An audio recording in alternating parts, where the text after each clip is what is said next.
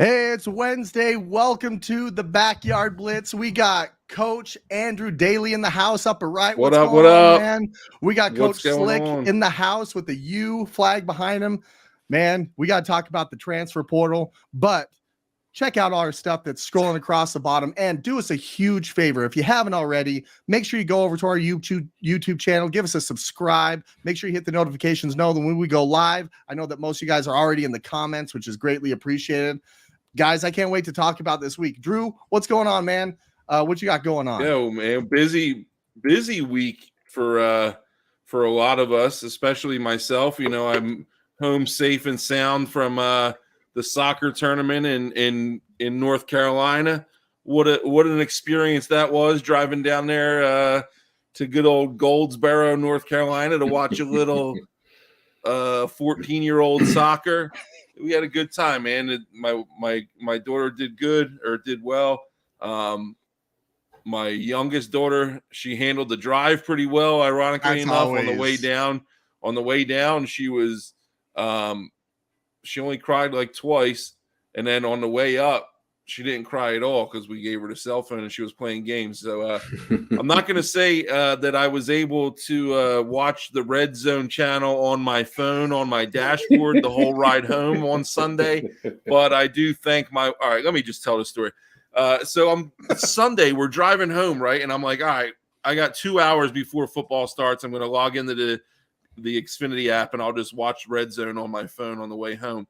And 1 o'clock hits and I'm ready. We put I got bets going. We put touchdown scoring bets and I'm ready to watch Red Zone. And I log in and it says this isn't available, in your area or whatever. And I am completely like miserable. I don't want to talk to anybody. Like, I was gearing up the past 2 hours of driving to watch the Red Zone and take it, in the New Jersey. And my wife, being the savior and angel on my shoulder that she is, winds up signing up for some app, and we're able to get the Red Zone channel. And I watched the Red Zone channel for about 7 hours straight when we were driving home. And it was a good day of football, but that was how I got my fix on Sunday, man.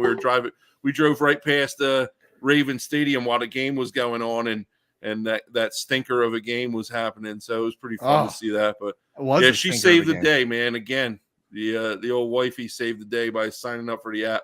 I forgot to tell her to delete it though, so we're probably getting charged right now. Make sure you do that. Yeah. Well, this is actually kind of cool. So I'm going to bring this up here real quick.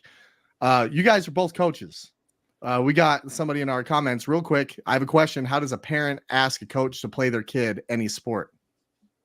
I'll let you guys. How do you guys handle that? I'm just acting on the assumption he means like asking for playing time. I don't know the age, what the age range is. Yeah, that's what I was going to say. It matters. Yeah. It matters the age. Yeah, I'm always a fan of being transparent, and if as a coach myself, I always make myself available to the parents, and they have my information, and I say, hey, if you have any questions, come and talk to me. I would, my high school guys, I would rather them talk to me first personally before the parents reach out to me. But younger age, I could definitely see them, bypassing the player coach conversation and going right to the parent. But I would just say formulate a nice, articulate, but a respectful email, and just say, hey, coach, I know my kid. I noticed my kid hasn't been getting the playing time as the same as some other people, and what could he or she do to get better and earn some more playing time. That's good. No, I agree with that. That's how I'd handle it. Even just coaching my daughter's soccer, if somebody came up and had that type of question, I love the dialogue, just kind of walking through it, but I love it. Slick, how was your week, man? I know we talked before the show a little bit of kind of what's going on down there. How's everything going, man? Like we talked about before the show, I mean, as far as personal life, pretty well. As you know, our head coach was let go last week.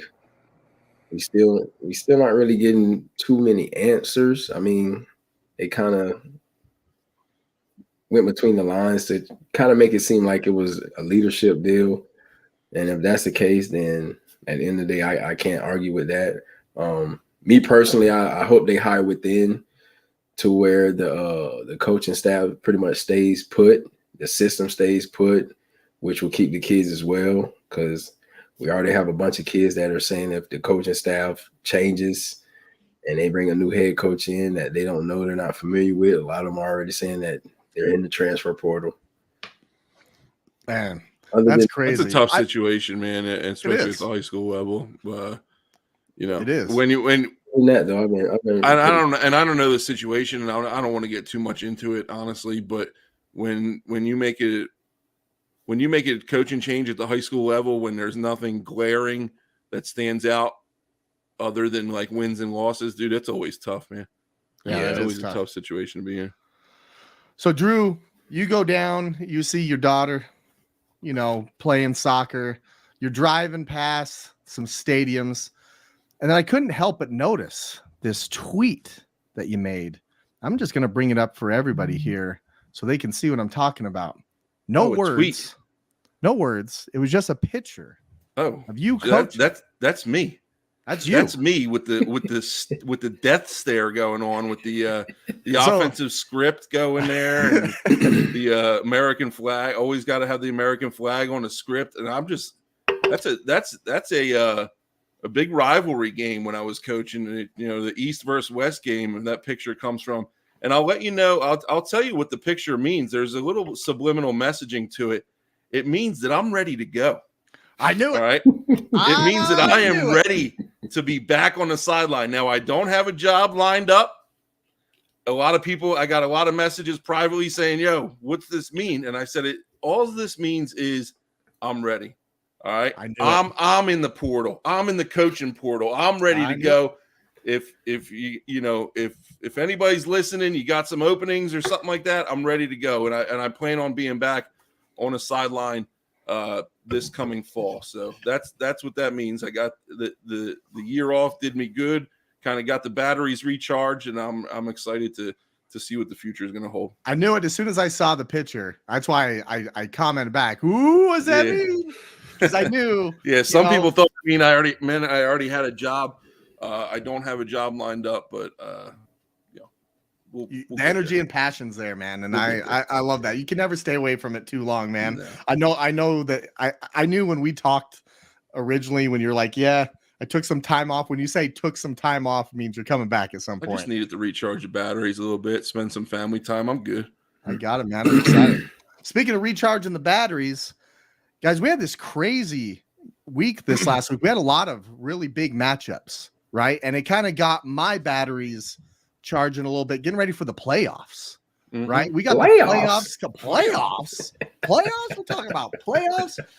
It's just a few weeks away, right? We're 4 weeks away, or 5 weeks away from the playoffs officially kicking off. And we had some crazy matchups. So we normally start off with, some winners and losers, but we're going to do something a little different tonight. We're going to talk about contenders and pretenders. But go ahead. I got to cut you off here for a second because I got to get something off my chest. All right. Ooh, and we're gonna start this thing off with a bang. Last week, you took a little heat online on socials for your comment after me about Josh Allen, about saying that what has he done, and this and that, and I had to kind of put some people in their place on social media, kind of stand up for you while expressing the fact that I know that the critics that were against you were actually right, because you were kind of crazy for that comment. But let me just say something. One of your comments was, "Oh, you barely got by the Lions." Right? Did you say something along those lines? I said exactly that. And now the Lions go out on Sunday. They did. And we talk every freaking week about the Jaguars, about how good they could be and how they're turning the corner and they got the potential, blah, blah, blah. And the Lions, they go out and friggin' manhandle the Jaguars. Do you have any crow that you would like to eat yet? No. Because the Lions are proving that they're playing good football, any game to win in the NFL is not easy. And the Bills beat the Lions, and I just had to get that off my chest. I'm saying the Lions are a good football team. The Bills are good football team. They went out and friggin' dominated 4 quarters of football Thursday night, And I just got to say, are you going to give props yet to where props are due, or are you going to stand your ground on your hill? I'm standing on my hill about Josh Allen still. I want to see him go and win something in the NFL before we say that he should be one of the elites. He's an elite talent, yes, and we expect that of him, but I want to see him actually go do it before we see him, in all these commercials and all that stuff. Okay, so I'm just going to say that. But I will eat the hell out of that crow for the Detroit Lions because Dan Campbell has those boys playing hard. They're a really good offense. I think over the last couple of weeks, they're one of the top offenses in the NFL. That is an amazing job. So I think maybe I need to take that stigma away from the Detroit freaking Lions and say, hey, you know what? They might. Are you going on record right now and apologizing to Detroit? For the one fan that we might have in the chat room, yes, I apologize. Make that a clip and tag the Lions, and maybe we'll get a retweet or something. I'll do it, man. I'll tell you what, they have been playing some good ball, and I mean, we said it in the offseason when we watched Hard Knocks. I think we're big fans of Dan Campbell and how he approaches that situation. So it's not shocking to see how they're playing right now. It's just all growing up, guys. When have we seen the Lions be good? We haven't. It's been a long time. It's been a long time. So I love that they're having some sort of success, but I want to see them get in the playoffs before we start saying they're a great football team. They're going from bad to decent. So congratulations to the Detroit Lions. Congratulations to Josh Allen. So, the funny thing is that I know that you like his game because it's similar to yours. Rocket arm, athletic dude. And now I never saw you hurdle anybody, but I would say that your arm was right up there, man. Maybe you're not throwing 70, but let's say 65. Slick man, we had a great week football last week. What stood out to you? Team wise? Just whatever. Contenders. Not necessarily contenders yet, but like just what stood out to you just watching the games last week? I like the way honestly, I like the way the Cowboys look. Oh man, I've been dreading somebody saying I like at first, beginning of the season, I mean, we all have talked about how one Sunday they look like the Cowboys should look, then the next Sunday you're like, whoa. Like, I will say lately they've been consistent. They've been like playing. They put up 54 points, and that game was tight. What, going in the fourth quarter? They've been playing 21-19 or something like that, and then they put up 51. Pollard has been. He brings, like you guys said before, he brings a little different. Little pop. Yeah, he brings something different to the backfield. But I do like how they start out Pollard and then sprinkle in Zeke versus it being Zeke and sprinkle in Pollard. Like I agree. I do like that. Do you remember the days of with the Giants? What was it? Ron Dane and was it Tiki Barber? And they used to call it Thunder and Lightning. Thunder and Lightning, yep. So those are the old days, right? Old days of you bring in the Thunder first, and then you switch it up with some Lightning. Now, new school football looks like they're bringing in the Lightning first, and then they're bringing in the Thunder afterwards with Zeke to kind of wear them down, get those body shots in there. At least that's the way the Cowboys are approaching it. Yeah, that's how the Cowboys are pretty successful.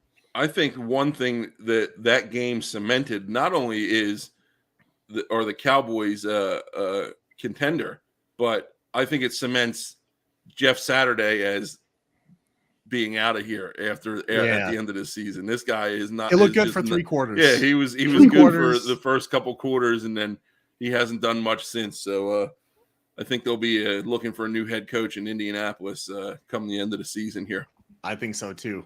Before we get on to our contenders and pretenders, guys, there's something that caught my eye this weekend. It's been a rough week in this household, okay? You guys know that I ride and die, and the way my week starts out is based off of what happens on Sundays with that logo back there, okay? Now, Jimmy G gets hurt first series against the Dolphins, and this is after the Dolphins score on their first play. So I slouch down on my couch and I'm ready for disaster to happen. I'm ready. I'm already thinking in my mind, there's 13 minutes left to go in the first quarter. And I can hear Andrew in my mind. I knew it.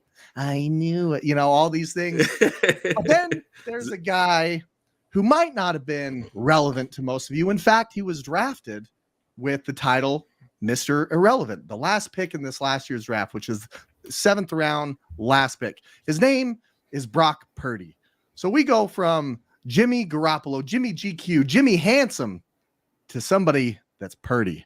And I want to show you guys a couple things here real quick. You little I got some film here because I know that I can't just come on here and say, man, I think that Brock Purdy, we're going to be all right. Because I know that Andrew is going to be saying all this stuff. So I got to show him. Okay. I got to show him. So I got a couple clips here and we're going to go slow motion real quick because the Dolphins right here, this wasn't a fluke. He was in after the second series he comes in. Okay. So they had 3 points on the board when Brock Purdy, and I got another nickname for him, but we're going to keep it easy for the kids. But take a look at the Miami Dolphins here. Slick, if you're a defensive coordinator, or Drew, if you're a defensive coordinator and you got a young, inexperienced quarterback, what are you going to do? Send pressure. Send pressure. From all different type of angles. All different type of angles. Well, look at the Dolphins right here. They're bringing the 2 middle finger pressure. We got everybody on the line. We got no safeties back. We're coming after you. Okay. So this situation right here is 3rd and 10, 2 minutes left to go in the half, trying to go down and get some points. They're bringing the double middle finger pressure right here. So you got I think it's number 15 coming off the edge. He's going to be your hot guy. They slant the line down. He's got a guy in his face, and he delivers a strike to George Kittle. This was a throw to me that I said, whoa, okay, maybe there's something a little bit more to this guy. And I did a little bit more research afterwards. We're going to bring it up from the end zone shot right here so you can see exactly what I'm talking about. They bring up everybody on the line. They're coming after him. You got Kittle that's right there. He knows that he's got basically man-to-man. What I like about this is if you take a look at number 25, he's kind of roaming that middle of the field. Yes, he has a guy. He's sitting in the middle of the field. And look at Purdy's eyes right here. He knows he's got a guy in his face, and he held that guy right there in the middle of the field until the last possible second to throw a strike to George Kittle over the middle. All right, so that's one. You know, there's a lot of plays in a football game. And Andrew, you're going to say, oh, well, that was just one. He got lucky. Broken clock's rights twice a day. But you underestimate me, cuz. Okay, I can't wait to hear about this. So similar, this is later on in the game. They're bringing the same look, okay? They're coming after him. They did this several times. What I like about this is that it's a different approach of how he went about this. Same look, different guy coming hot. It's number 8. And what's great about this is that he's keeping his eyes down the field and he waits for the defender to commit to his angle and then he escapes.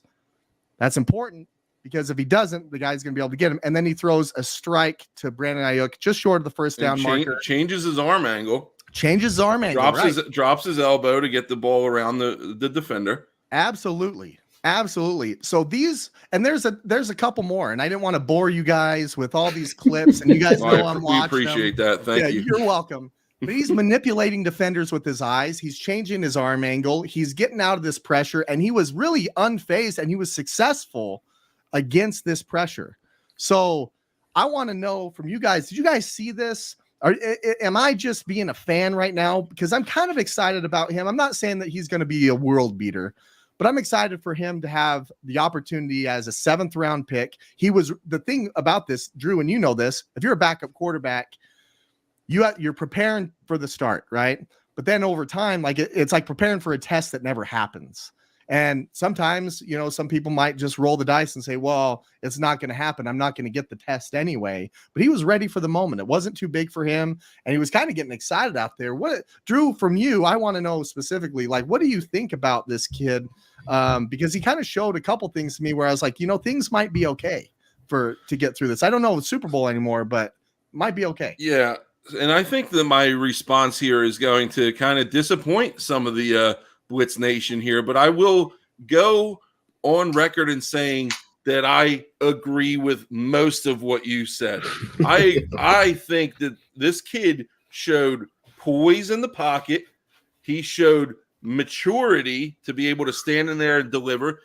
What he did with his eyes, with pressure in his face, looking off that one free safety that they had to come back, and he knew the whole time he was coming back and banging Kittle up the middle. He knew he was going to do that. And that's veteran stuff. That's not Mr. Irrelevant stuff. But there's a reason why this guy, set all the records and got all the accolades he did in college, because he can play. And I think he proved that on Sunday. Now, I will say, as we get further along into the season, some film on him. He is the quarterback now. Garoppolo's out, and I don't think they have another guy, capable on the roster. But once these teams start getting film, that's when you're going to start seeing, what he really can do, and they adjust to him. But is there any other team in the NFL more friggin' lucky than the 49ers right now? Because they just keep running through quarterbacks like they're friggin' hotcakes, and they keep producing. So Lance goes down early in the year, whether you think he should have been a starter or not. I don't think he should have been a starter, but he goes down. Jimmy G steps in. He makes, they are as good as they are. What are they, 9-4 now? 8-4, but hopefully after this weekend. Jimmy G steps in. Now, Jimmy G goes down the second series of the game last week, and you're like, all right, that's it. You guys were down. The Dolphins scored on the first play of the game, and then Purdy comes in and it has a good game. You guys, it seems like they need to rename you guys the quarterback factory, because they just keep, no matter who's playing, the quarterbacks keep producing, man. I don't know if it's going to keep happening, but no, I was impressed, man. I was impressed by what I saw on Sunday, and we'll see moving forward, man. It's not ideal for you guys, and it's not ideal for the Niners, but if he can keep playing at a somewhat decent level, then I think that defense will be able to carry them through the end of the year. Oh, absolutely. And Larry, you say it the best. He looked pretty. Yeah, absolutely did. What did you think, Slick? Because I know that you kind of were taking a look at this, and we were messaging back and forth because there were some injuries that happened at the quarterback position over the weekend. It wasn't just Jimmy. Trevor Lawrence got rolled up on. His ankle looked pretty bad. He came back in. That looked bad. And then Lamar Jackson goes down. They found out that it's a PCL injury. He's out 1 to 3 weeks, which immediately when I didn't see what happened to him, but I think a knee Lamar Jackson, I'm thinking ACL. That's what I was doing too. What did you think of this kid? Like when he came in, and I know we're going to go on to the next segment here, but were you impressed, or are Drew and I off the mark here? Until you I knew who he was in college, but until you told me exactly what Purdy that was, I didn't know. But he did play well. He surprised me to come in the way he did and made plays. It didn't really look like the offense really lacked. It looked like he just kind of picked up. Yeah, he threw 37 times, man. It was crazy. It looked like he just kind of picked up where Jimmy G left off type situation. But when you told me that he was the quarterback that from Iowa State, I understand, because at Iowa State, he did play ball for 4 years. He was a guy. Absolutely. Well, boys, because it's almost playoff time, we're getting in there, and we kind of went through what stood out over the weekend. I want to know who's our contenders and who are our pretenders. And I'm sure that we have some that we're going to kind of disagree on and things like that. But I want to know, and we're going to kind of go through these real quick. So first, I need to define what is a contender, because sometimes is it a contender to get in the playoffs? Is it a contender to win a playoff game? Or is it a contender to go to the Super Bowl? In this situation, we're talking to be able to go on a run and get into the Super Bowl, not win the game, not win the Super Bowl, but get to the Super Bowl. Do you think they're a team that's capable of winning 2 or more playoff games to do it? So that's a contender. A pretender is a team that might just squeak in the playoffs, might be one and done. It might be a team that's in there that might have a high seed right now that you think that could potentially be at risk for one and done. You're not convinced that they're ready for the long haul. So that's our definition of contenders and pretenders. And I'm going to come hot out of the gate real quick. Philadelphia Eagles. And we'll start up there with Drew. Are they a contender or are they a pretender? No, I think they're a contender for sure. They had a test this week against the Titans, and I had the Titans winning because I feel like there was going to be a letdown game in there somewhere. I thought, Henry was going to have a bigger game than he did, and they came out and they embarrassed the Titans. And I should have known better because it was the revenge game for AJ Brown. But dude, they just came out and trampled the Titans, which is a good football team, and that's been the knock on the Eagles. Like, we haven't beaten a whole lot of good football teams, but they came out and they impressed me, man. And no, I definitely think that they're one of, if not the best team in the NFC. And they they definitely got a shot to, hopefully, or not hopefully, because I don't, but I think they're going to get the bye, and then they'll have their run in the playoffs. I think they got a shot to go to the NFC Championship game, or maybe even to the Super Bowl. But definitely the Eagles are contenders in my book. Real quick, Slick, you agree? Yes, I agree too. That was a big test for me because I wanted to see their run game has been suspect, and if Henry went off for 200 on them, they might have been a pretender in my mind, because what travels in the playoffs is defense and run the game, and that's what happened. But they showed. And Sanders has been the past couple weeks like he's been running the ball well, which hasn't been their MO. And not for nothing, but you got Hurts out there he started out as good as anybody. He's been like up and down, because like he looks like he's got some juice in his legs. So right now, for whatever in reason, the beginning of the season, he came out and was doing some good things, and then he probably had like a 3 to 4 game kind of drought, and they were playing that other guy. I think he might be a rookie. Gadewell and Boston Scott. Yeah, Scott. That's what I'm talking about, Scott. And then he started picking it back up. So hopefully he can keep it going. I agree. All right, we're gonna switch it up. We're gonna kind of go iPod shuffle mode here. Miami Dolphins, contenders or pretenders? Let's go with Rick. Tough one.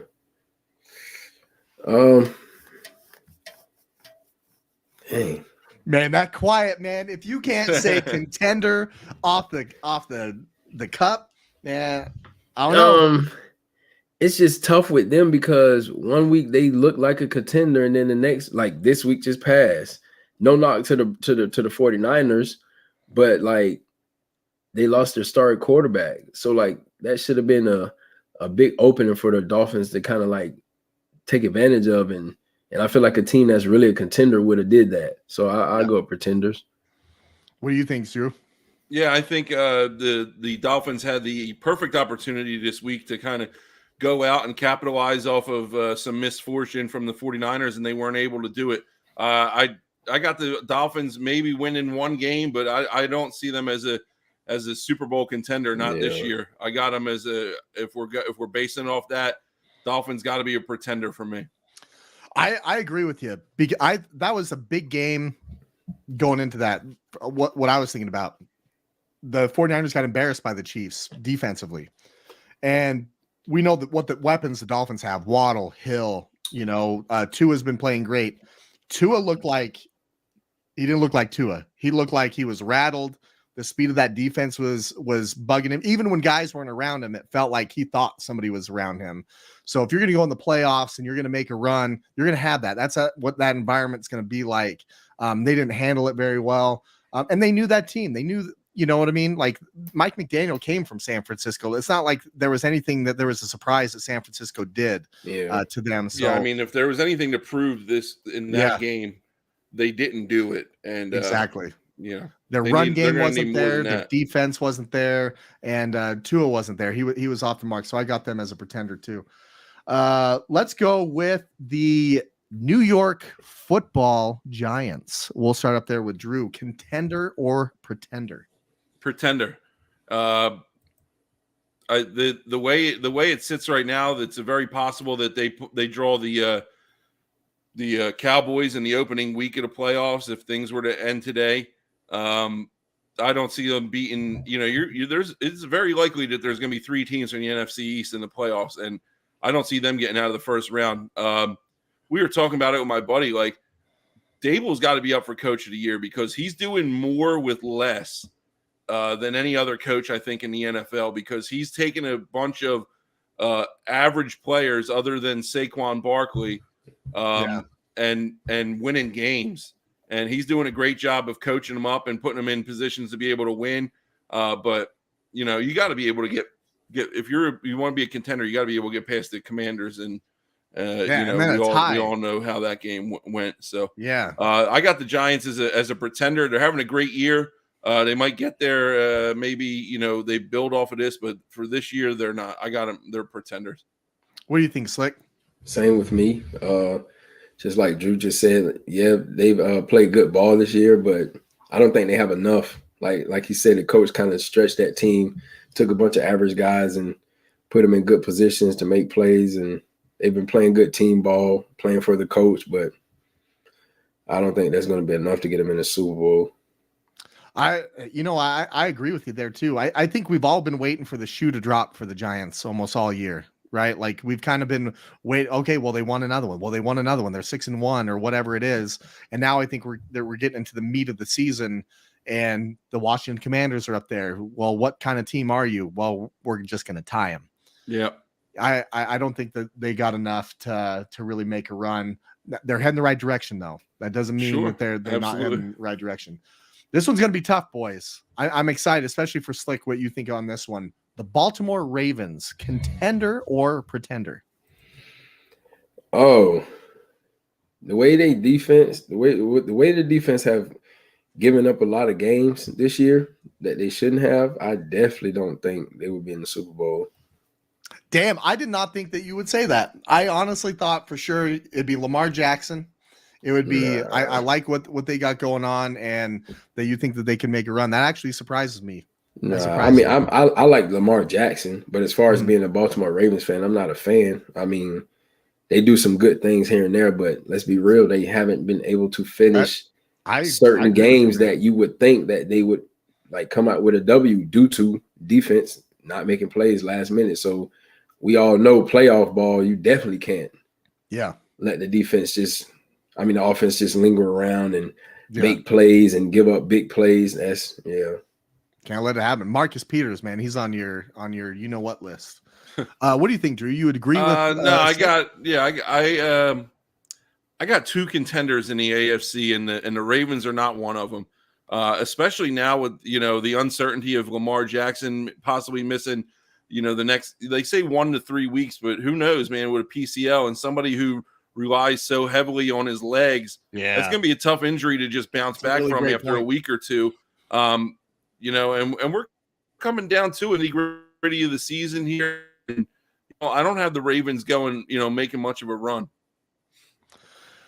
I agree with you. There's a part of me that starts thinking about when teams get hot, right? And sometimes you just get hot at the right time. We've seen teams like the Giants do it in the past and beat an undefeated Patriots team in the Super Bowl.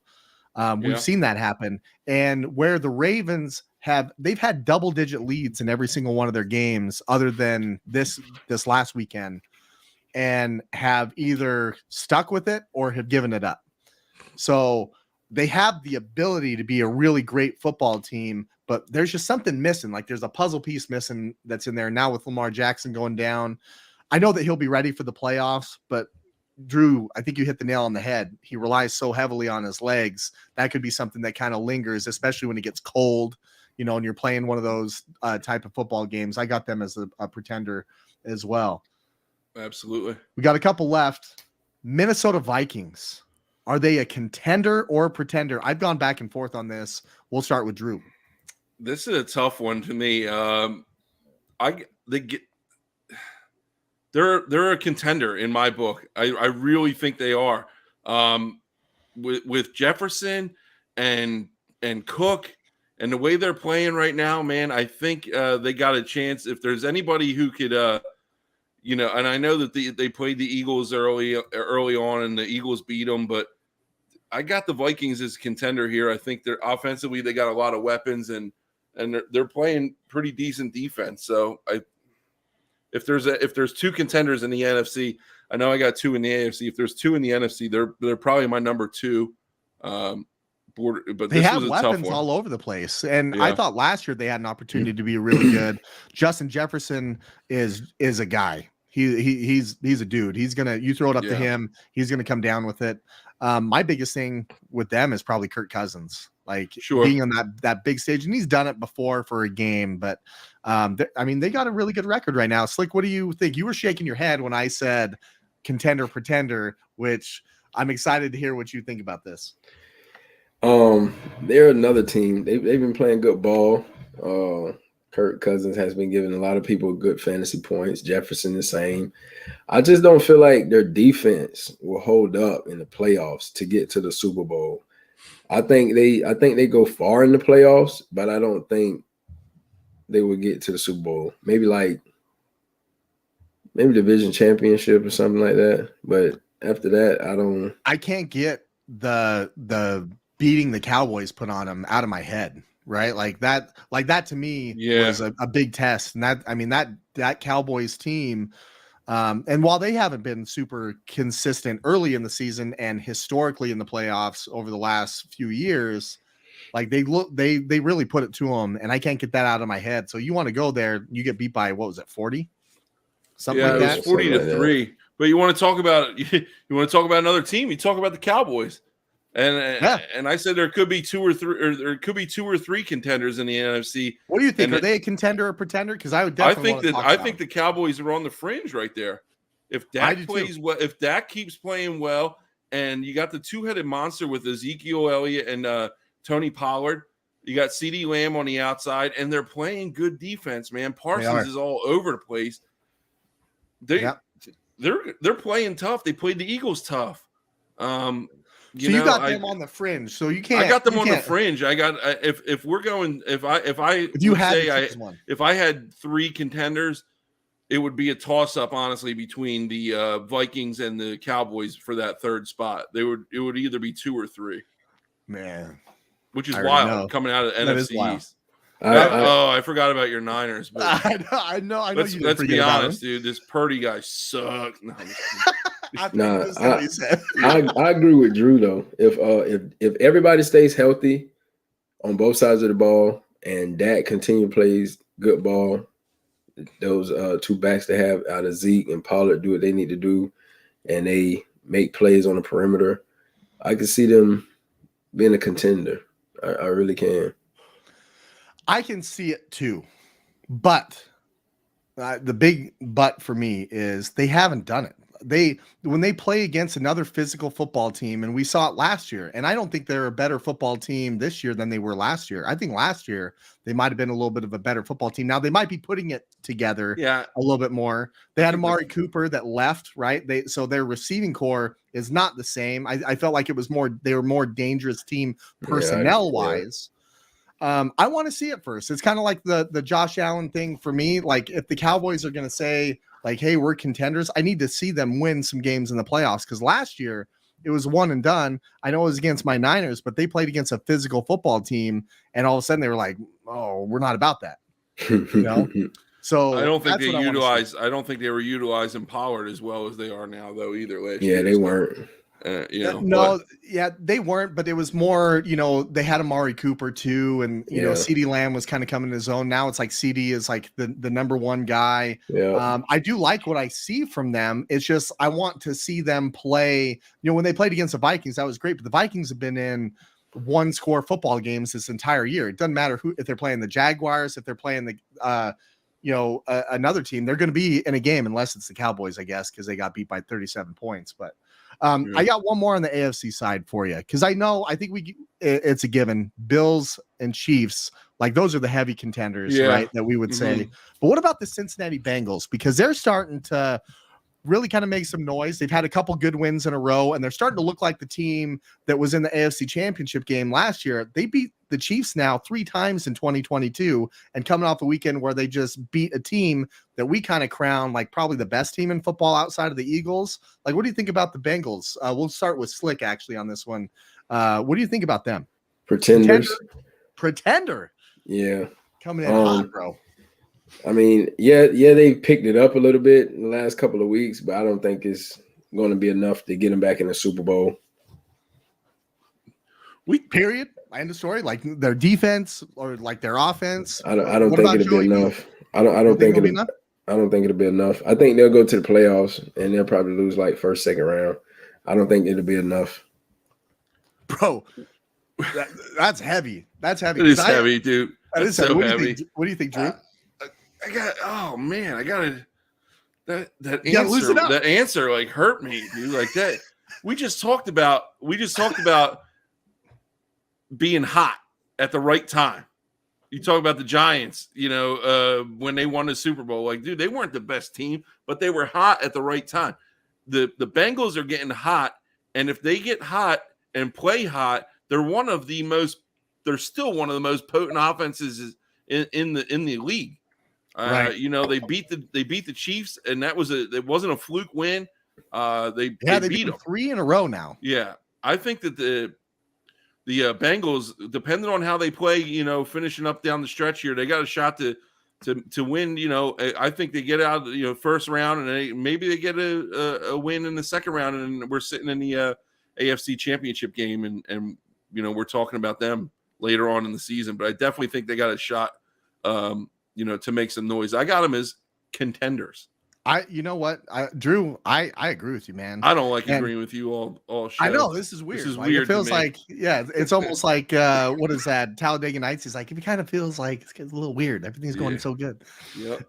I do think that they're contenders, though. You're right. They're not just getting hot at the right time, they're getting healthy at the right time. They're getting Jamar Chase back. I believe they'll get Joe Mixon back this week. Chase came back, Mixon's coming back. Those are big pieces. But anytime you can play a team like the Kansas City Chiefs and you can beat them almost at will, it seems like now. Every time they played them, it's a 3-point ball game and it goes in the favor of the Cincinnati Bengals. You can make noise in that conference. So I think, I know that they're a wild card right now. I know the Ravens have the lead in that division. I don't know if that's going to hold up. I can see the Cincinnati Bengals overtaking them in that division and getting a home game. And if you can stop Patrick Mahomes and you can kind of be that, you can stop anybody. Let's be real there. Like, you can stop anybody. And I think they could get hot at the right time. I'm a believer in Joey B. I think they're a contender. Now we got some chat going on here about a non-contender, the Denver Broncos, and I just want to touch on it. I don't know how many years down the road we're going to be doing this show, however long it might be, but I will take it to my grave what I said in the friggin' summer about these Broncos. And I told you the first episode of this show that the Slinger, Coach Drew, whatever, Proffit Jr., whatever you want to call me, whatever we did, the first episode of the show, I said the Broncos aren't going to do anything with this friggin' coaching staff, and Russell Wilson is trash, and he is. I just wanted to touch on that because we had some chat going on in the comments about talking about he should pay back his money and all this stuff. He's been miserable. He's like awful. Just flat out. He's horrible. awful, and that. If we were doing winners and losers, the Broncos were going to be my loser of the week because that game was just abysmal to watch. It was awful. And the Broncos, maybe they should just take the rest of the year off. Oh, man. It's hold up shop. It's bad, man. And, next week we'll kind of do a little bit of a version of this again. We'll have winners and losers most likely, but we got to keep an eye on these playoffs. They're coming up. Teams are kind of shuffling around. We got right now the Commanders that were in it last week. Matter of fact, let's just bring it up here. I think it's a good time as any, just to look at the playoff picture here. Right now, this is what it looks right now. Season ended now. Bills overtook the Chiefs as the number 1 seed. They would have the bye because the Chiefs lost. You got the Giants in there, but right there at the bottom, the Seattle Seahawks. They got some big important games coming up. They just kind of hang around. The Commanders are out of it right now. If it ended, the Commanders are a good football team as well. You got the New York Football Jets on the other side that's in there. So that's who's in right now. And of course, this is going to change a couple different times over the next few weeks. Here's the outside looking in. Drew, look at who's right behind the Commanders. The freaking Lions, man. They're not out of it. They're not out of it by a long shot. And, just keep winning. You got 4 weeks left, 5 weeks, 14, 15, 16, 17, 5 weeks left. They got a shot. They got a shot. Just keep playing ball, man. Do what you guys are doing and putting up points, and you got a shot. Speaking of just win, baby, how about those Raiders, the way that they've been finding ways to win football games, going back to what they probably should have done early in the year, and that's just Josh Jacobs, man. Number 1 running back in the league right now, the things that he's doing, it's impressive. I know that he's really pissing off a good buddy of mine because he wanted to have a really high draft pick. because after the first couple weeks, he's like, the hell with it. Let's get a good draft pick. But now they're starting to win some football games. So I've had some fun with that one. But hey, keep an eye on, the Lions, keep an eye on the Raiders. The Packers, we kind of wrote them off too. They get a big win against the Bears. I don't think they're going to do a whole lot, but keep an eye on those Commanders, man. Taylor Heineke is a scrappy player. I'm excited about him, and I cannot wait. Speaking of playoffs, I know that the playoffs start after week 18, but doesn't fantasy start up here maybe this week or next week? This for some week folks? or next week? Who can talk to us about? I wonder who the heck.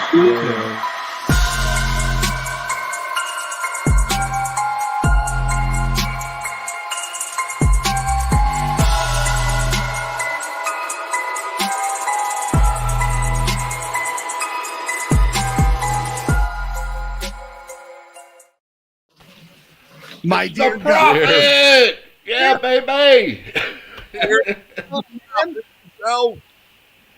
What's going on, guys? Not much. What's going on over in your neck of the woods, man? You got Tony Three Thumbs over there. You got how's your week? Well, you know what? It's funny you mentioned Tony Three Thumbs. Tony Three Thumbs got married this past weekend. Oh, he did? Really? Yeah, and I mean, I'm not going to drink anything right now. I'm ready. It was bad because, me and Mrs. Proffit didn't get to do our weekly Vegas jaunt, but we got to go to the wedding of the year, man. Tony and Tina's wedding. Yeah, so, Tony and Tina.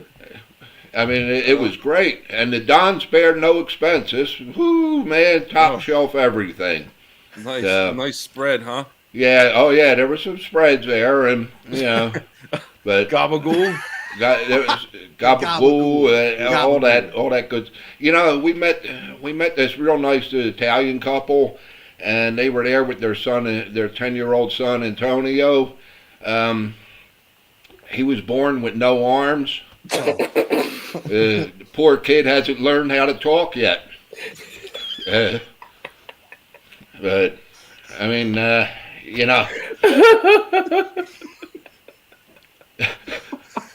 Hey, that's not nice. Oh my God. That's a good one. It's funny. I read something on Monday that 16,383 people got married this past weekend. Wow. I mean, I don't want to sound petty, but shouldn't that be an even number? Well, maybe they included the people from Utah, them polygamy or whatever. Maybe that's what they were. Anywho. Oh my God. Man, I got some hot fantasy stuff for everybody tonight. Oh man, you got the jokes, you got the fantasy stuff, man. I'm excited. All I want to know right now is if Tony's got 3 thumbs, has he still got a ring finger?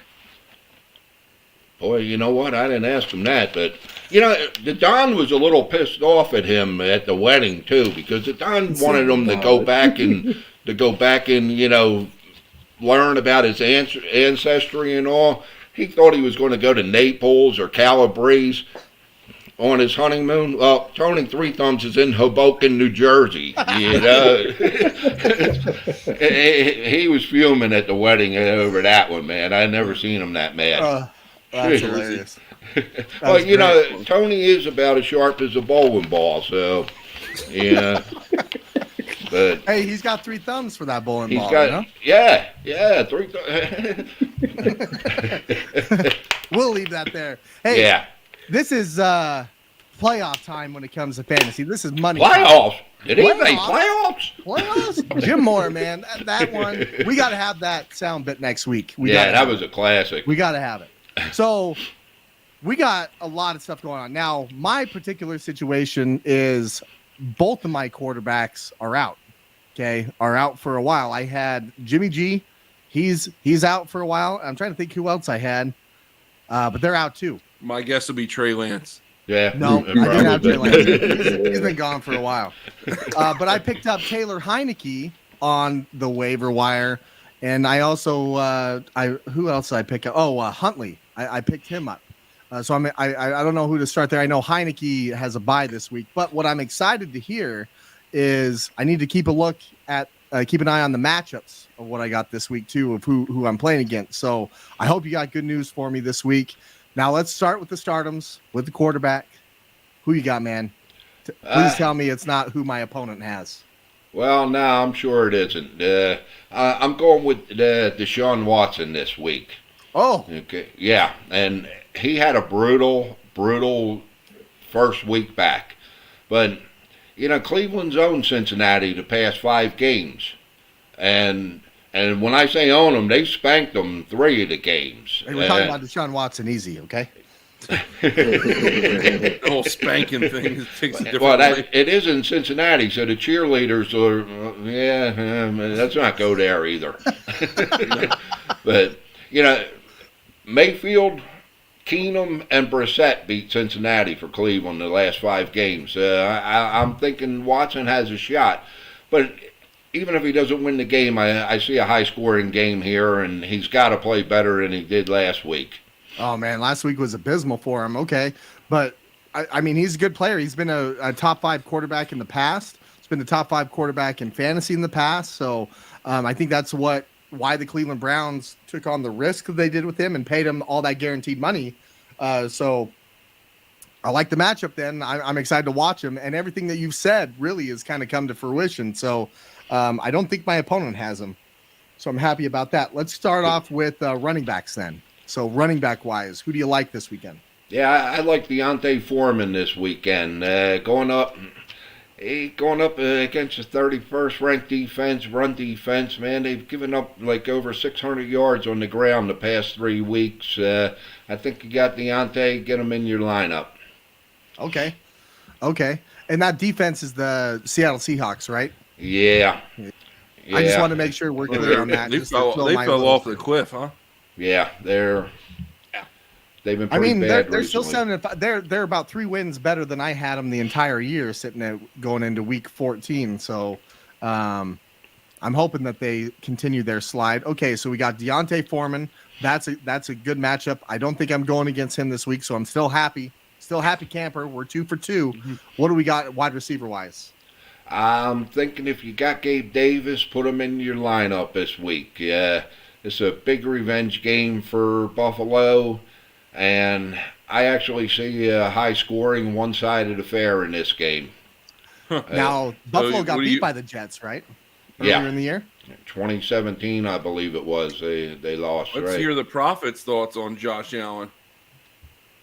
Yeah, I'm not arguing that he's not an elite player. I'm just saying before we say you're right up there with Patrick Mahomes. Patrick Mahomes has a Super Bowl and 2 Super Bowl appearances, and I haven't seen that yet from Josh Allen. All I'm saying. I know he's an elite talent, and especially when it comes to fantasy. Do you agree? What do you think about this guy? I mean, I think I may put out how I felt about him a couple of weeks ago. Yes, from a fantasy standpoint, I love the guy. I said a couple of weeks ago that 2 of his games in the last 2 years have been billed, games of the decade and all, and he's lost both of them. That's right. So I mean, I knew I liked you. I knew the moment I met you, I knew I liked you, Proffit. I knew it. I knew we had some. All right, that's great, fantastic, nice setup too. I like. Had nothing to do with that nice birthday cake I sent you last month, right? No, nothing to do with it. There's some nice goodies in there. All right, so now let's go on with the not so good. Wait, I gotta before we go on, I got a quick, cute story. Okay, yesterday, Mrs. Proffit comes up to me and she says, I want a pet termite. A pet termite. We look around. We live in a freaking cabin, but but you know the saying, a happy wife. Well, I went out and I got her a pet termite. She named it Clint Eastwood.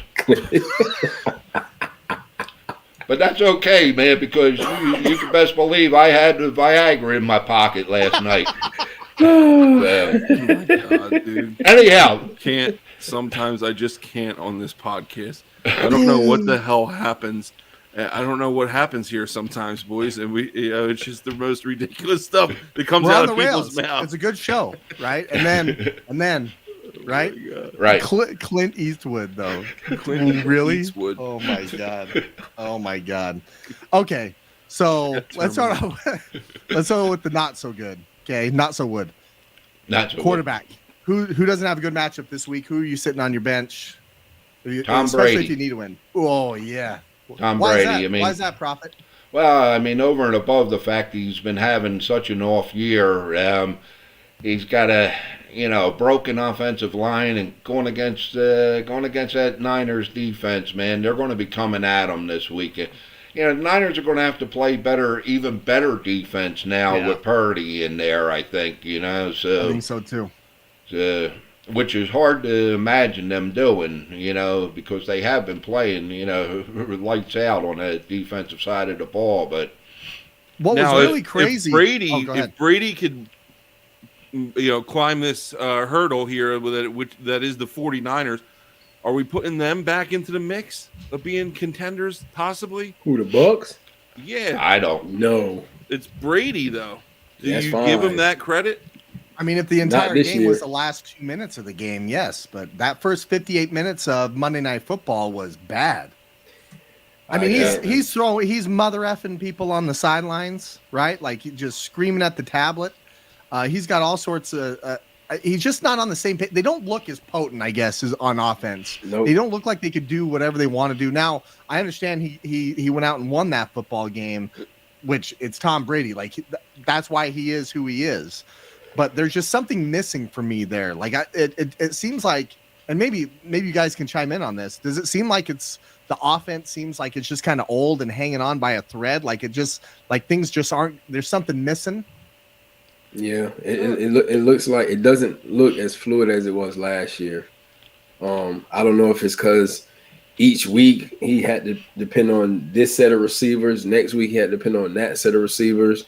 I don't know if that's the case, but it definitely doesn't look like the chemistry and it doesn't look like they're on the same page. I mean, take it from me, okay? When you're great, you have to be able to surround yourself with greatness.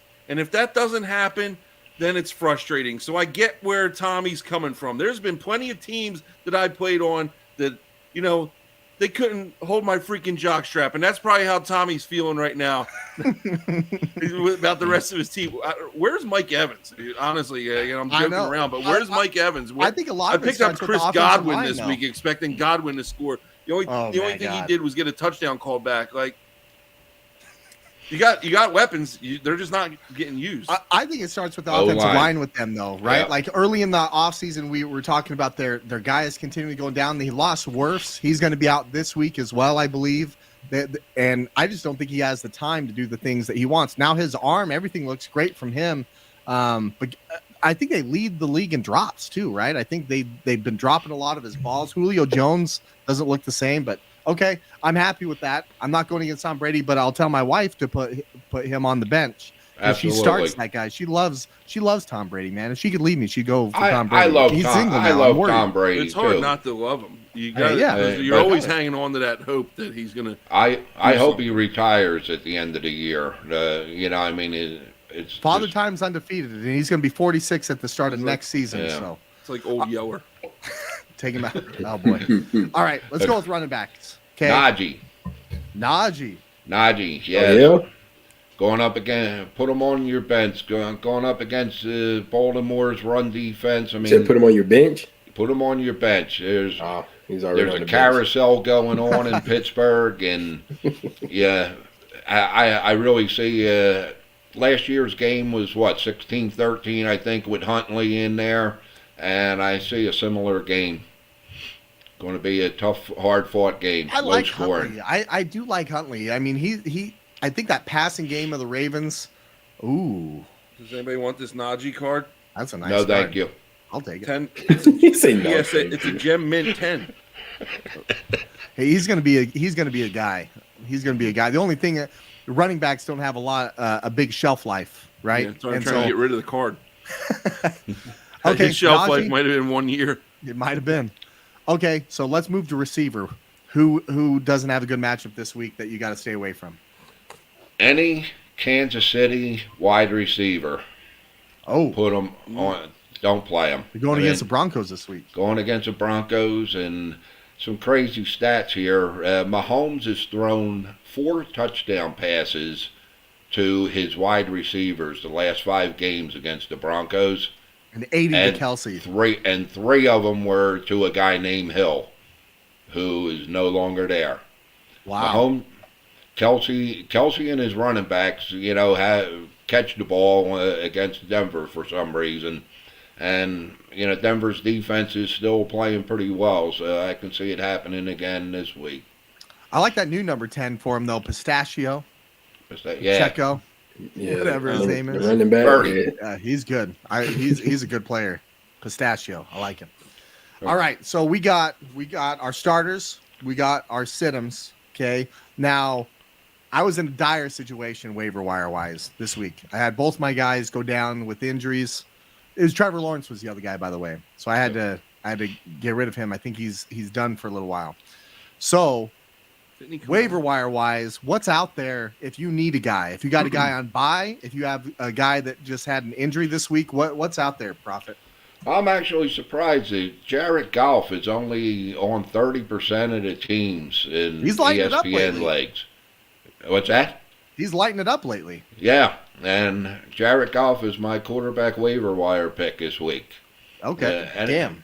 Not a bad matchup either. I believe they go against Minnesota this week. Who their pass defense isn't great. I'm gonna have to get on this. Okay, so we got that. Do you have any other waiver wire pickup? James Cook and Van Jefferson, only because you normally ask them.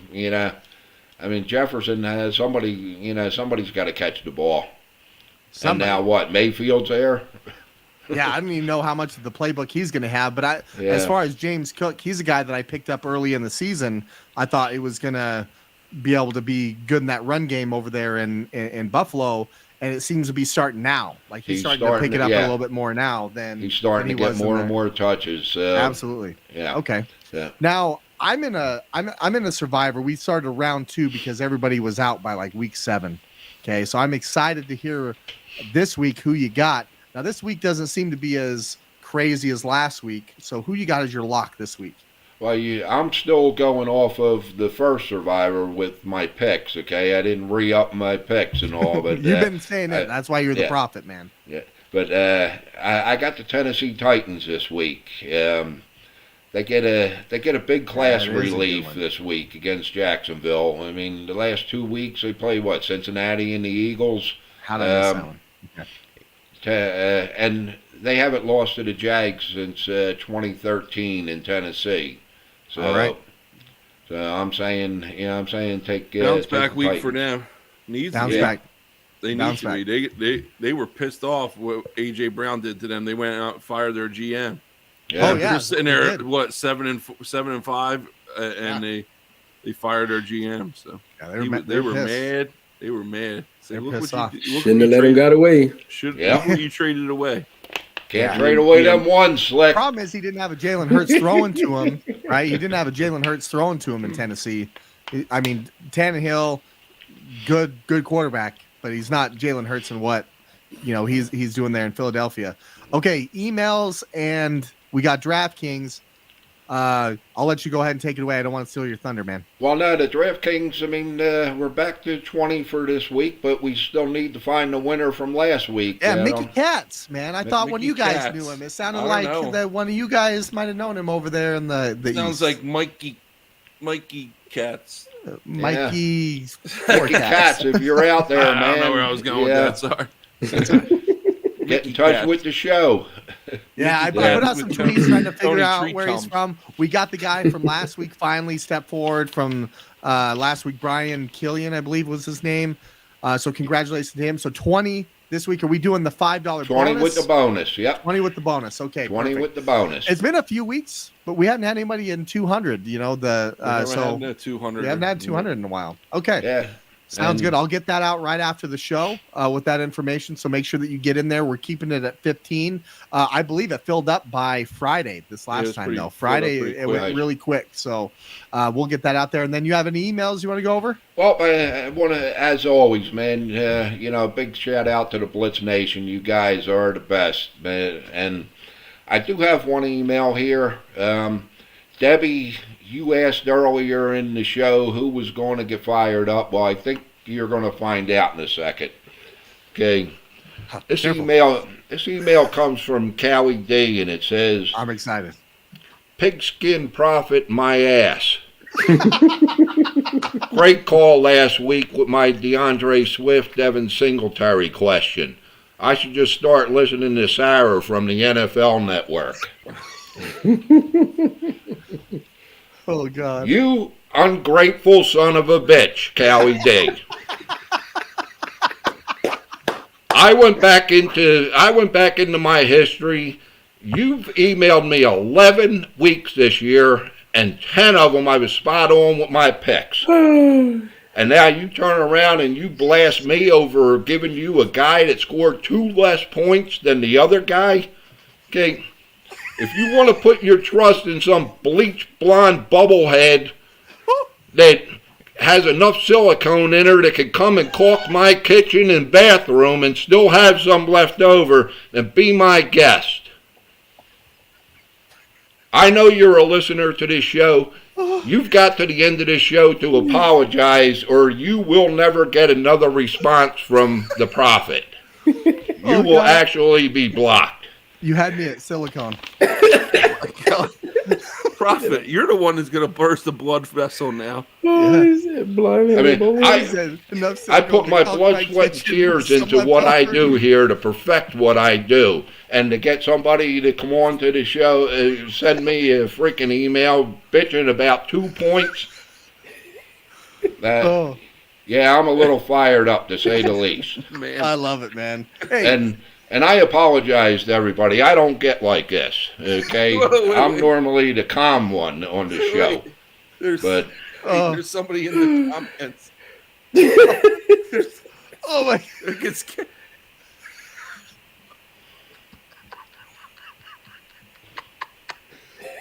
God. That's awesome. All right, Callie. I appreciate you reaching out. Oh, well, with that, hey, we got some picks. We gotta go over. Oh man, I gotta hold myself. He responds. Proffit, we love it, man. We absolutely love it. We love your stuff. Thanks, Callie D, for jumping in the chats there. We'll see you next week. It's playoff weeks, right? Please keep listening, Callie D. Hopefully, we didn't scare you away. Oh God, that was fantastic. All right, we love you, man. Okay, Proffit, guys. Go get some of those good brownies. You know, get some of those good brownies. There you go. Yeah, I got some from Willie. He said, "Reach for this." Oh God. Oh my God. All right, that's a good segue. Holy cow! I don't know what happened. What happened, boys? What just happened? Oh, you never know what's gonna happen on the. You don't know what's gonna go. That was phenomenal. That's why I call him the OG. He's the OG. That's perfect. He's the OG. All right, let's go into our fan pick'em leaderboard. Griffin Mom still sticking with that number 1 spot, although that gap is closing. Got Tap the Rockies 2 points behind her. Heeman 55, 121. Ice QB 121 and Greg 117. I saw Johan in the comments. You know, he would be up there, but he keeps picking against the 49ers, so he would have another 8 points there. That's right. I see your picks. Over week 13, my father jumped up. He's number 2. Britt 8992, 13-2. That's a hell of a week. But my dad, he's been struggling with his picks, and for him to get 12-3, he was really proud of it. Tap the Rockies still sitting there 12-3. Chi-Town Hustler 11-4. Heeman 55, another big one. Keep it up, guys. We're getting into the money time. 5 weeks left. Don't miss your picks. Make sure you get them in. It's going to be a close race. It's going to be a real close race. So we got some picks we got to make, boys. This week is a little bit of a different week. But let's start off with our Lucy's New York style pick of the week. We got the Las Vegas Raiders and the Los Angeles Rams. I don't even know who's going to be quarterback for them. Is it going to be Mayfield? Is it going to be Wolford? Is it going to be another guy that we don't know? I know it's not going to be Matt Stafford. Let's start off with Drew. Who you got in this game, man? Let's get a score. As much as it pains me to say, I got the Raiders here. The Rams are, as the kids like to say, down bad. They are down bad because their season's done. And so I got the Raiders. They're still fighting for a playoff spot, outside chance. I got the Raiders over the Rams here, 27-13. 27-13. I got the Raiders. 27-13. Okay. Now, what's really funny is that if you would have told us back in August that this game, we'd be all picking the Raiders instead of the Rams, and that we'd have called each other just nuts. No way. That's not going to happen. But it's the NFL, man. Slick, who you got in this game, and what's the score you got? I picked the Raiders too as well. I don't think it'll be a high game like Drew had. Drew, what'd you have? 27-13? 27-13.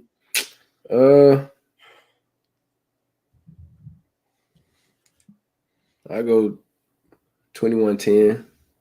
Oh, okay. 21-10. I got Vegas too. Like they have too many playmakers and they're starting to find ways to win games. I don't know who the Rams quarterback's going to be. All I know is I know who's not going to be chasing Derek Carr, and that's Aaron Donald. He's out for quite some time. Jalen Ramsey, he might as well just show up as a version of burnt toast because he's been getting owned lately. Devontae Adams has been having a big year. I got the Vegas Raiders as well. Gosh, if the Rams get a touchdown, I'm going to be shocked, but I'm going to actually go 28-10 in favor of the Raiders there. So I think we all want some. Lucy's pizza, man. I heard it's delicious. It looks great on Facebook. Oh, you can. Phenomenal. Hey, Lucy's, if you're listening, you can freeze dry, send it out to New Jersey for some quality competition in comparison to New Jersey pizza. I'm just letting you know. Hey, Drew, I know you're not a David Carr fan, but I mean, he been playing David Carr. No, I loved him at Fresno State. I like them. Derek. Yeah. Oh yeah, Derek Carr. My bad. Yeah, they both go to Fresno State. Yeah. Did Derek go to Fresno State? Yeah, Derek went too, and then he got drafted to the Texans. No, that was David. Yeah, David. I'm saying the older one. They're the younger Derek? One. Didn't Derek? Yeah, Derek. Wait, which one is the oldest one? David. David's the older one. David went to Fresno, got drafted to the Texans. Derek went to Fresno State as well. He was there with Devontae Adams. Was Devontae Adams there at Fresno State too? Yeah. No, I haven't. Just to answer your question, I haven't changed my viewpoint really. What's really funny, man, is a little bit. Yeah. They're still in this thing. I mean, it's a long shot, but they're still in this thing. They've been running Josh Jacobs really well. Devontae Adams is starting to make plays, and there's a couple games where if it had gone their way, they might be right in the thick of this thing. I love that we're all with the Raiders.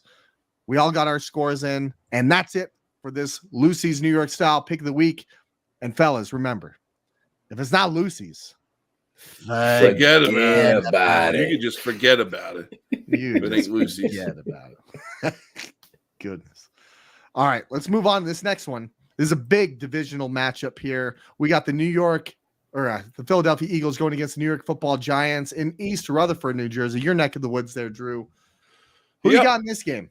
Yeah, get the Birds going over this one about 52-3, Bob. You think it's going to be a beatdown? Nah, I think it's going to be a beatdown. I don't think it's going to be 52-3, but I got the Eagles winning big. I don't know, man. I don't know who's going to stop this team, and I don't think it's going to be the Giants. These guys are playing inspired football. They're playing lights out football, man. They are playing good on all phases of the game right now. It's tough to be a non-Eagles fan in Eagles country right now. I will tell you that because it's taking over.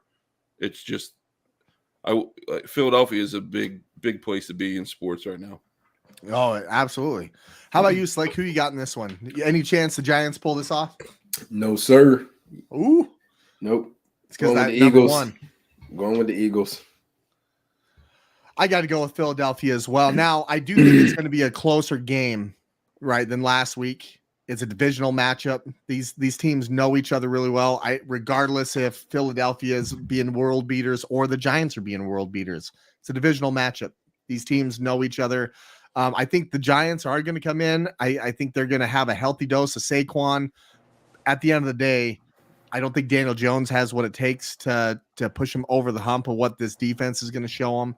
And I just think offensively, what the Eagles can do when they're hitting on all cylinders, as we saw last week, they're a tough football team, man.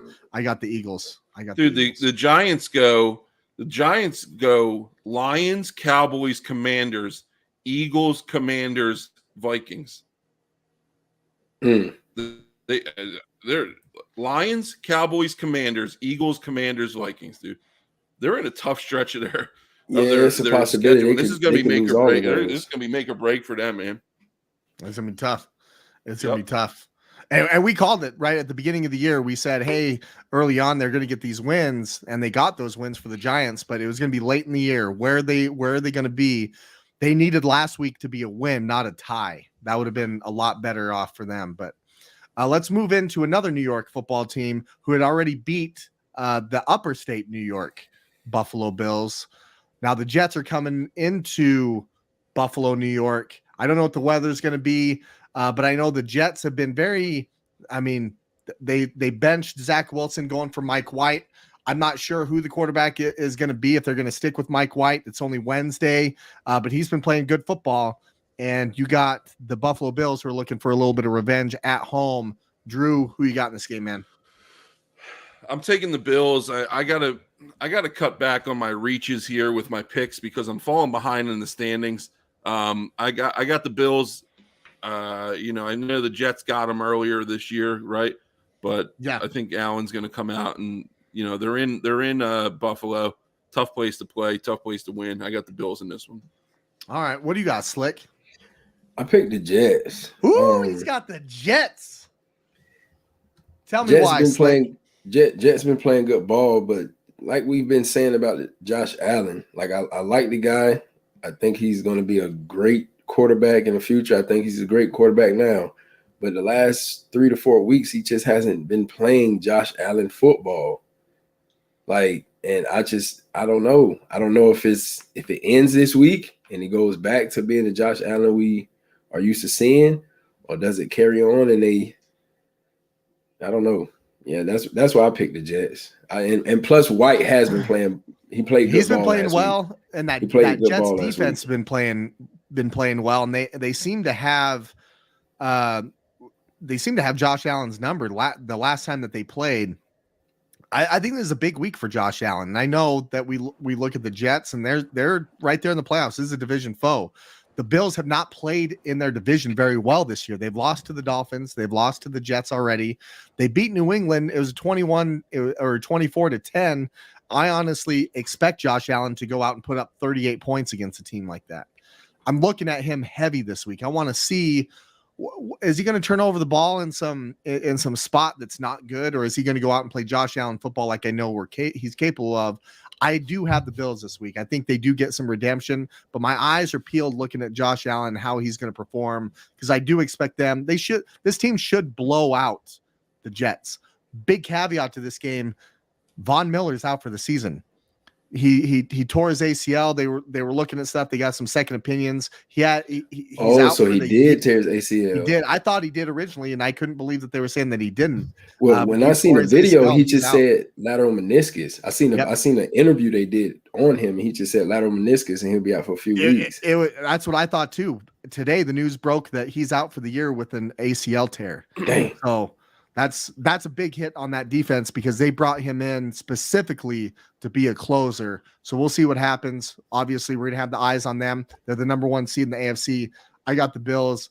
I think that's a bold pick, Slick, and I wouldn't be surprised, quite honestly, with what's been going on. This game is very interesting to me.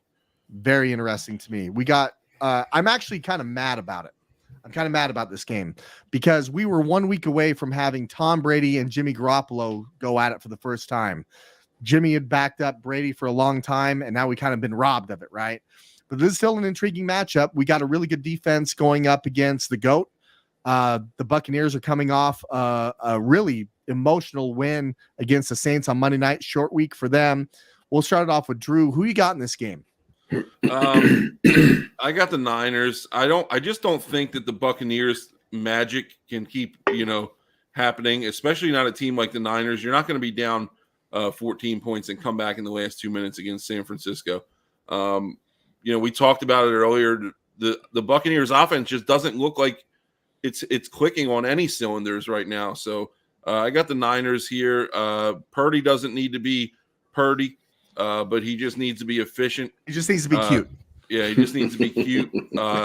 He, hand the ball off, play good defense, make smart decisions, and don't turn the ball over.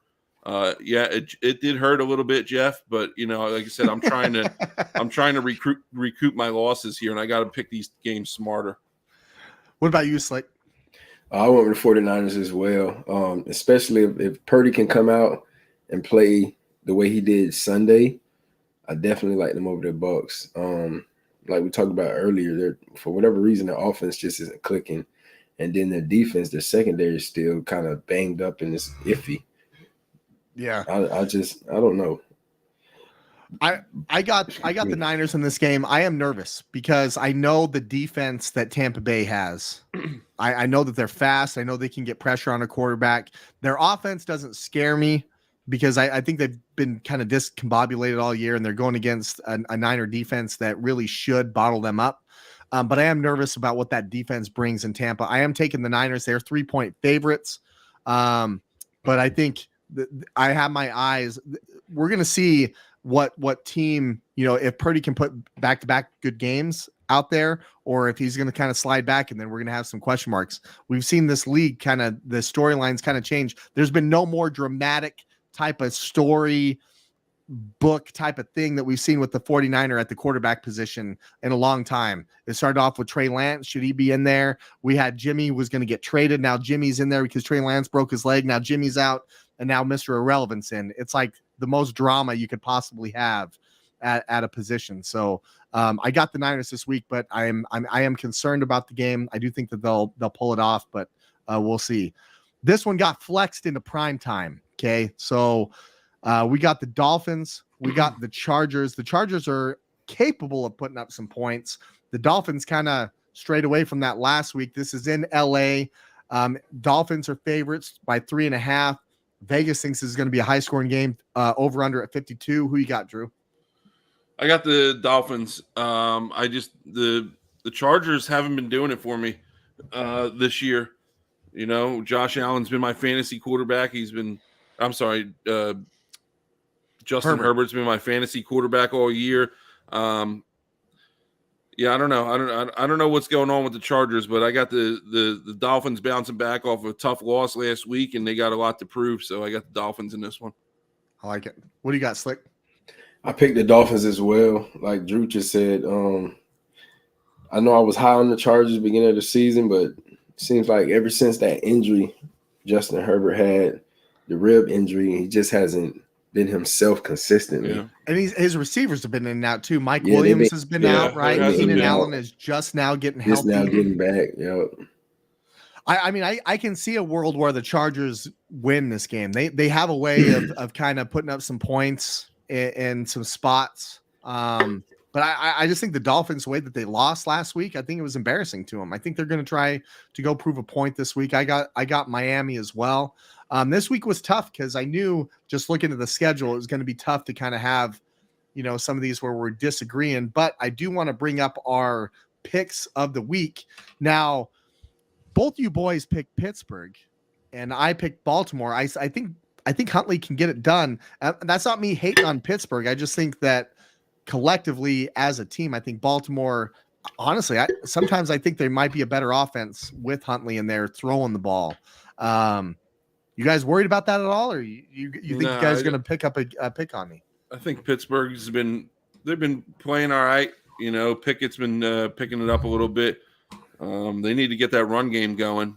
They figure out what the hell is going on with Najee, but yeah, I just don't think the Baltimore offense is going to be enough to get it done. Well, I'll tell you what. Last week, took a commanding lead over you there, Drew. Yeah, I know. It's not something I really want to talk about. I didn't think so. We'll get that out of there. But it is time for our quiz, hot shot. That's right. It's time for our hot shot of the week. We'll start over there with Drew. Who you got, man? Who's your hot shot of the week? My hot shot of the week goes to the hottest shot of all time, and I'm talking about Coach Prime, Deion Sanders. My hot shot of the week. Good for Coach Prime getting hired at the University of Colorado, making an instant impact. They already got 2 5-star commitments. They haven't had one or I think they said they had 2 5-stars in the last 20 years. He's got 2 5-stars in 2 days. So Coach Prime, he did, he's catching a lot of grief for leaving Jackson State. People were mad at him. What did you expect was going to happen? Yeah, you had to know that this was a stepping stone. You should be happy for what he did for your program and for your university, and put you guys on the map and brought you guys things that you never had before. You're playing on national television. You got College Game Day coming to your campus. Be happy. Be happy for what he did for you, and be happy for the man for elevating his career. So my hot shot of the week goes to Coach Prime, Deion Sanders. And he didn't just do it just for Jackson State. He did it for the whole HBCU. He did. Like, he shined the light on the whole entire HBCU. He did. He did. And some people realize that, and some people don't. But if you don't, then I think you're just selfish, man. I think at the end of the day, like what you said, Drew, what do you expect him to do? Like, he wasn't going to stay there, and not for nothing. Career. He's not going to stay at Colorado. No, he's gonna go to Colorado for 3, 4, 5 years, do well, and then if it takes that long, he's gonna go somewhere else. What I think is really cool about this, I mean, we've seen it time and time again. These old college coaches get, they've been a coach at this program for a while. They go to another one. We haven't really seen some young coaches, especially a guy that's been a player to the stature of prime time, right? To be a coach there. And you could already see how his pitch is going to be different than Nick Saban's, right? Nick Saban is going to have a different pitch than what Prime has for his players. And I think it might speak to this generation, maybe just a little bit more. And I think we're going to see that. And I think it's cool. I'm excited for him. I'm rooting for him. I hope he does a great When I was coaching in college, man, one of my good friends always told me, he said, if you could recruit, you'll always have a job in college football. And right now, Deion Sanders is the recruiter in college football. And he's why wouldn't you want to go play for him? Like, why wouldn't you? Like, he's a good dude. So absolutely. Slick, who you got, man? Who's your hot shot of the week? My hot shot goes to the missus. As you know, she's the head basketball coach at my high school, girls basketball. Last week they won their first game. This season has been a little tough, but like I told her, like, it still goes in the stat book. That's still an accomplishment. This is your first head coaching job as far as running a varsity program, and it's a victory. Like, you take it. Absolutely. It ain't easy to win games, man. That's for sure. Especially when you've been losing a little bit, right? Like, to get that first one and kind of get what that feels like. No, that's fantastic. Jeff, we appreciate that, man. We love that. We're glad that you really love the show. We love doing it, man, and we love to see you in the comments every week along with everybody else in Blitz Nation. You guys aren't going to be shocked in mine. Okay, you're not going to be shocked. There's a guy that was irrelevant. Nobody knew his name, but now he's relevant, and he played great in the spot that he had. I'm excited to see his opportunity. I'm not saying that he's going to be the next Tom Brady. I'm not saying he's going to be any of that. But what's really cool is to see a guy that wasn't a top pick get an opportunity in the league to play quarterback. Brock Purdy. I'm just going to say it. Big Cock Brock, baby. Here we go. It's a kid show, damn it. Oh, well, it's past their bedtime. Drew's face the whole time. You knew it was coming. I mean, I let you guys know at the beginning, right? Like, I let. Wait, can I do it? Can I do a second hot shot? My hot shot goes to whoever Callie D is. I just want to apologize for that outburst earlier, and I hope you still keep watching Callie D, even though I know you said you're from Cali, you're a little sensitive, but I hope you keep enjoying the show and keep tuning in, man. Oh, that was. I apologize for what the Proffit had to say. So his face got red again, man. Yeah. Well, boy.